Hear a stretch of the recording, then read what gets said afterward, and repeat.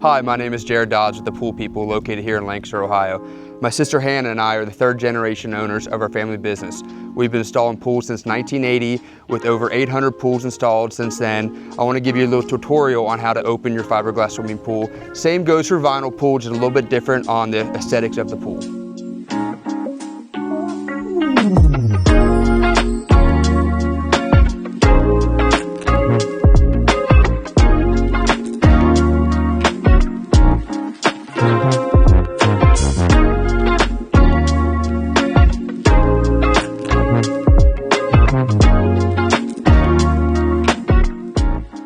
During the winterization of the pool, we unhook the variable speed motor and the salt system, take them offline so they can go in the house for the winter or in the garage and be out of the elements. When we open the pool back up, we'll hook up the pump and the salt gen, put all the plugs back into the filter, the pump, the heater, get everything connected so it's ready to fire up once we get all the plugs out of the pool.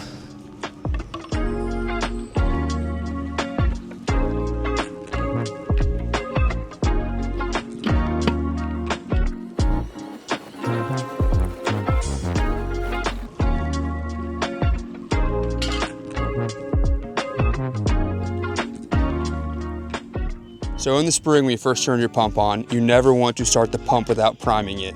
So you get a bucket of water or take your hose and fill the strainer basket up as far as you can. The water will leach back into the pipes, filling the pipes up. And then once you're filled, put your lid on. You have your filter on, and you want to turn your pump on its highest speed.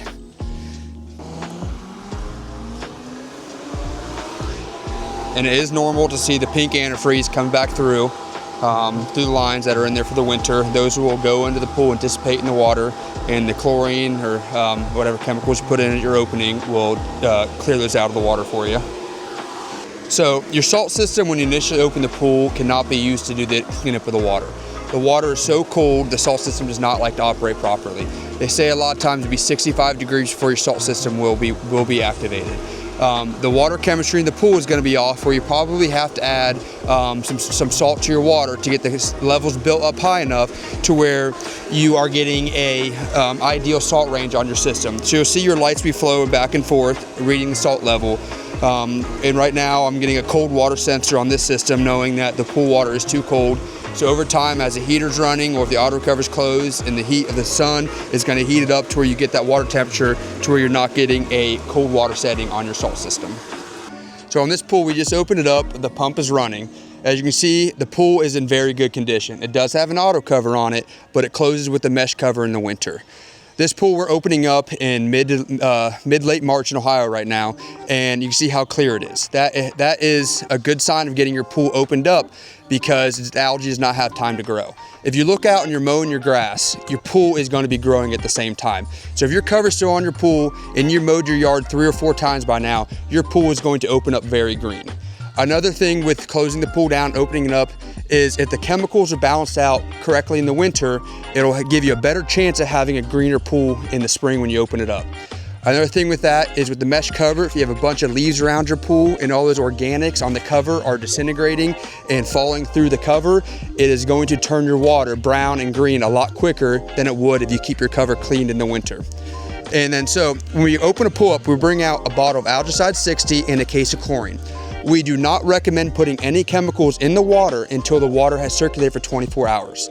Because say you put in a case of chlorine and you have your water tested and you need to put in 2 cases of chlorine, that first case of chlorine is going to be eaten up so quickly that it cannot build a residual chlorine level in your pool. So now you're buying double the chlorine because that first 4 gallons got wasted instantly. So on the first day, once you get the water opened up, it is good to get the pool vacuumed out and get all the organics and all the dirt out of the water before you add chemicals. It is less that the chlorine or Bacosil or the Enjoy, whatever sanitizer you use, needs to clear out of the water. So what I always recommend, you get everything hooked up. Your blue end goes to your vacuum head that attaches to your pool. The white end goes into the skimmer. So you take up to your returns, you blow all the air out of the lines. If you do not blow the air out of the lines, you will suck air back to your pump and your pump will shut off because it senses it lost prime. So once you get everything blown out, go ahead, Jimmy, you'll walk over to your skimmer.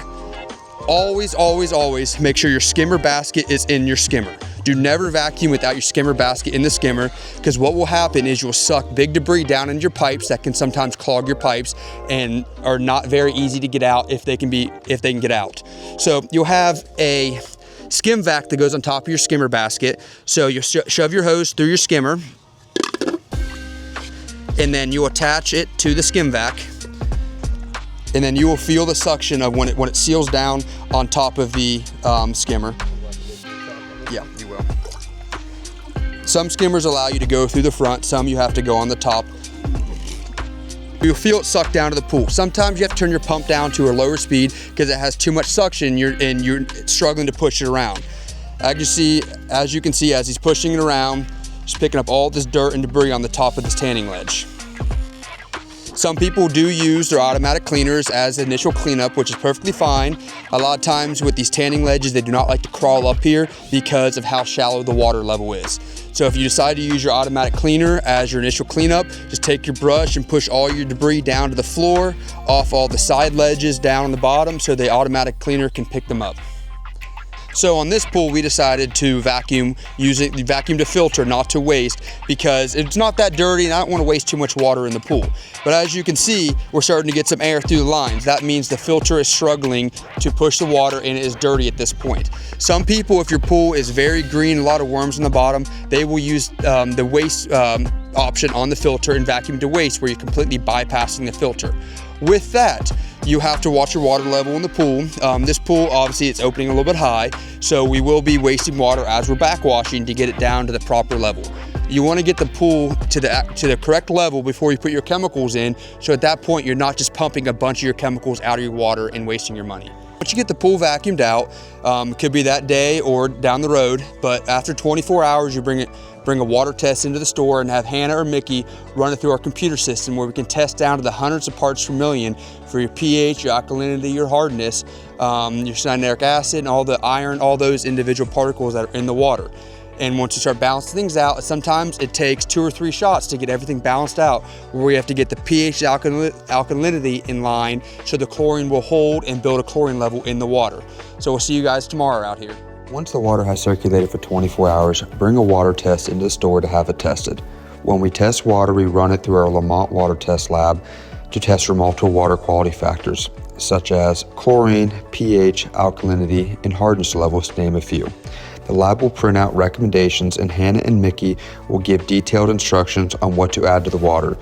Balancing water can take multiple tests to get all the levels in line. We also test for salt content of the water if the pool has a salt system. Our computer does save all past water tests, so we can look back and see previous levels to know what has changed over time. This also allows us to help with warranty claims. Without proper water balance, you void the majority of manufacturer warranties on the components of your pool. The first question they will ask is, what is the water chemistry? These reports can be printed off and sent in with the warranty claim to prove that you have been treating your water and keeping it in balance over time. So we're back out here at this project, and we brought our water test in, as you saw, and got everything tested, and Hannah told us exactly what we need to put in this pool to get everything balanced out and get it cleared up. This pool did open up very clear because the customer closed it late in the year and they're opening it up early in the year, so the algae does not have time to grow in the pool. So for this pool's around 13,000 gallons. Right now, all we need is 2 gallons of chlorine and 6 ounces of algicide 60. One thing with chlorine and algicide, not all products are the same. The stuff you can buy at big box stores is not as strong as the stuff you can buy at pool dealerships. So this chlorine here is 12.5% chlorine. We get it shipped to us directly from the manufacturer, so the shelf life of this stuff, it is brand new. It's not been sitting in a big box store, sitting on a warehouse for months. And with chlorine, the older it gets, the less strong it gets. So say it says 12.5% or say it says 10%. If you look at the born on date and you look at it and it was made last year, it is not nearly the strength that it should be at. So you might be adding more to that to get the proper levels you want. So with chlorine, I always recommend you wear not nice clothes, because it is concentrated bleach and it will stain your clothes and it will ruin your clothing. So you want to get down and just kind of dump it around the pool and walk around so you can get circulation. I never recommend dumping this on top of your tanning ledge. Try to avoid that and just go around the pool. Try to keep it in the pool, the wind here.